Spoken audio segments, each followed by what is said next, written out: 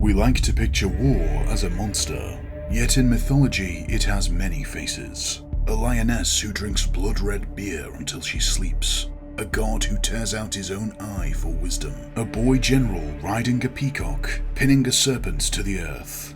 Every culture gave war a shape, rage, order, destiny, duty, and prayed it would choose their side. And this is the story of those faces. Welcome to Vortex Mythology. If you love myth told through the eyes of the people who lived it, subscribe. There's so much more ahead. Let's begin. The Greeks gave Ares a place among their gods, but they never gave him respect. To them, he was the embodiment of war's madness, the iron clash of weapons, the roar of battle, the blind fury that seizes men until they no longer think, only kill. Homer described him as hateful even to the gods themselves, a reckless fighter who shrieked in pain when wounded. Zeus, his own father, mocked him for his weakness and his endless complaints. Yet no army could ignore him. Before campaigns, soldiers sacrificed to Ares, not as a gesture of devotion, but out of necessity. It was an uneasy relationship, as if throwing offerings to a dangerous animal to keep it from turning on you. Ares was not celebrated with hymns or poetry, he was endured. His presence on the battlefield reminded the Greeks that war, stripped of strategy and purpose, is little more than bloodlust given form. And across the battlefield stood a figure who showed the Greeks a very different face of war. That was Athena. She carried weapons, but she was not worshipped for rage. She was sought for judgment, for strategy, for the kind of clarity that could hold a city together in the chaos of battle. Her story begins in wonder. Born from the head of Zeus, fully armed, a child of thought as much as war. Temples rose in her name across Greece, the greatest on the Acropolis. Athens itself was hers, not because of conquest, but because she offered the gift of the olive tree, peace, prosperity, and the wisdom to sustain them. Athena did not despise battle, but she demanded it be guided by purpose. Heroes prayed to her before campaigns, not to strike harder, but to strike wisely. Where Ares was barely tolerated, Athena was revered. In her, the Greeks imagined a war that could protect, rather than consume. Before Odin ruled the battlefield, the Norse turned to another god. Tyr was their first warlord, remembered not for frenzy or slaughter, but for the weight of oaths and the courage to keep them. When the gods sought to bind Fenrir, the wolf beast prophesied to bring destruction, yet Fenrir refused unless one of them placed a hand in his jaws as proof of honesty. None dared, except, that is, for Tyr. He stretched out his arm, knowing what would come. As the magical chains tightened, Fenrir clamped down and tore it away. But the loss of his hand did not mark defeat. It became a symbol of what war demanded: sacrifice, dignity, and the courage to pay the price yourself before asking it of others. In Tyr's silence, the Norse saw honor. In his wound, they saw the truth. Yet their vision of war was not bound to sacrifice alone. Another god would take it further, turning battle into frenzy, fate, and prophecy. That god was, of course, Odin. He was more than a chieftain of the gods. On the battlefield, Odin was the chooser of fates. Warriors felt his presence in the madness of the berserkers, the howl that ripped from their throats as if wolves or storms had taken hold of their bodies. But Odin's hand stretched beyond the clash of shields. Half of the fallen he gathered to his hall, Valhalla, where they would rise each morning, fight, fall, and feast again. An eternal preparation for Ragnarok, the ultimate war to come. If you are interested to dive deeper into the obsessive and terrifying All-Father of Norse mythology, be sure to check out our video all about him. And why not give us a like and subscribe if you are enjoying this content. Odin gave up his eye in the pursuit of knowledge. He hung for 9 nights on the world tree to grasp the runes, during his search for truth, albeit to become all-powerful at any cost, meant blood and suffering. Yet he gained the truth behind war and fate, and mastery over both life and death. Odin himself lived as though bound to that destiny, and as was his way, those around him, both gods and mortals, found themselves with little option but surrender to his whims and wishes, whether they wanted to or not. And so, through Odin, the Norse saw war not as a choice, but as fate. It was the storm no warrior could escape, only embrace. Traveling further back in time, we find the Egyptians feared and worshipped Sekhmet, the lion-headed goddess of war. She was said to stride into battle with the heat of the desert sun, her breath a scorching wind that withered everything in its path. When Ra unleashed her on humanity, the slaughter grew so great that the gods themselves had to intervene. They dyed beer red to resemble blood, and as she drank, her fury slowly faded into sleep. Pharaohs turned to her before campaigns, offering prayers so that her strength would fall upon their enemies. Yet those same prayers carried unease. Sekhmet's power was never truly under control. Once her rage was awakened, she was as likely to destroy the faithful as the foe.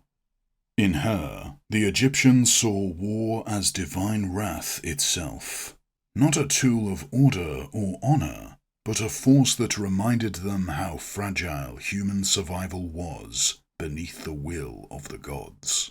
Yet in India, war was not wrath, it was duty, and it was born of fire. In India, war was not imagined as frenzy or wrath, but as duty. From the sparks of Shiva's power came Karttikeya, also known as Skanda or Murugan, the youthful commander of the gods. His birth itself was a weapon, created for a single purpose, to lead the celestial armies against the forces of chaos. Karttikeya is always shown as radiant and young, a warrior untouched by age. He rides a peacock, proud and resplendent, while beneath him lies the serpent of disorder, pressed into submission. To his devotees, these images carried lessons of courage over fear, discipline over weakness, and the eternal struggle to bring balance into the world. His battles were not fought for conquest or plunder, they were seen as dharma, the righteous path. Through Karttikeya, war became a mirror of inner struggle, where victory meant harmony, not devastation. In the heart of the Aztec capital, Tenochtitlan, rose the Templo Mayor, 2 great stairways leading to twin shrines. One of them belonged to Huitzilopochtli, the god of war and the sun. So what happens when an empire believes the sun itself will die, unless it is fed with human blood? Each morning, his people believed the sun's journey was uncertain, and only blood could give it the strength to rise again. His myth set the tone. Huitzilopochtli was born on a mountaintop, fully armed, and immediately slaughtered his siblings, who tried to kill his mother. From that moment, war and sacrifice were bound together. He did not ask for prayers alone, he demanded hearts, torn from captives on the temple steps, their blood running down the stone to feed him. For the Aztecs, this was not cruelty, but cosmic duty. Every battle they fought was a sacred obligation to capture enemies for sacrifice. Without offerings, the sun would weaken, and the world would plunge into darkness. And in Rome, war was also sacred, but ritualized in a very different way. In Rome, Mars was honored as the steady protector of the state, but standing beside him was Bellona, a goddess who embodied the chaos that came once battle began. Her worship was visceral. Priests cut their own arms with knives, letting the blood spill as her sacrifice. Her temple carried special weight. It was there that Rome declared its wars. The ceremonies held within those walls turned violence into something official, something sanctioned by the gods. To step into Bellona's space was to accept that blood would follow, whether Roman or foreign. Where Mars was tied to order and identity, Bellona reminded the Romans that war also carried pain and unpredictability. Together, they showed that even the world's most disciplined armies could not escape the darker currents of battle. In Bali, the battlefield is theatre. The eternal struggle between Barong and Rangda is performed even today. Rangda is the witch queen, bringer of plague, death, and disorder. Her appearance is terrifying. Wild hair, bulging eyes, and long tusks that mark her as a force of ruin. Facing her is Barong, the lion-like guardian spirit who protects villages and restores balance. The two clash in dance and ritual, neither able to defeat the other. For the Balinese, this struggle was not about victory, it was about balance. Good and evil, order and chaos, life and death, locked together, endlessly repeating. Even today, the performances continue, reminding audiences that conflict is not always about conquest. Sometimes, it is the never-ending push and pull that keeps the world in motion. And in the Vedic world, war was bound to nature itself. That belonged to Indra.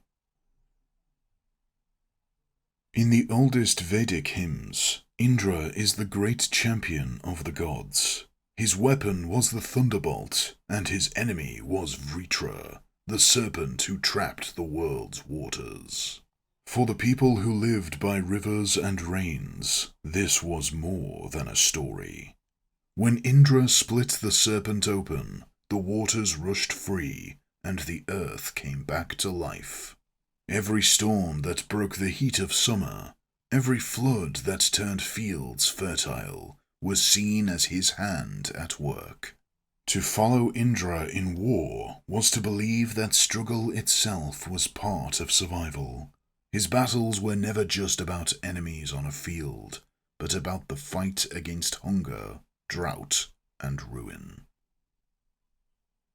These gods of war weren't just figures of myth. They were reflections of how people lived with conflict, whether as fury, fate, or the fragile balance between chaos and order. Through them, bloodshed became ritual, and survival took on meaning. Their stories survive because the questions remain. Why do we fight? Is war duty, destiny, or madness? And when we give war a face, are we worshipping gods or excusing ourselves? If you enjoyed this journey, like, subscribe, and ring the bell. There are many more myths waiting to be uncovered. Until next time, keep on questioning.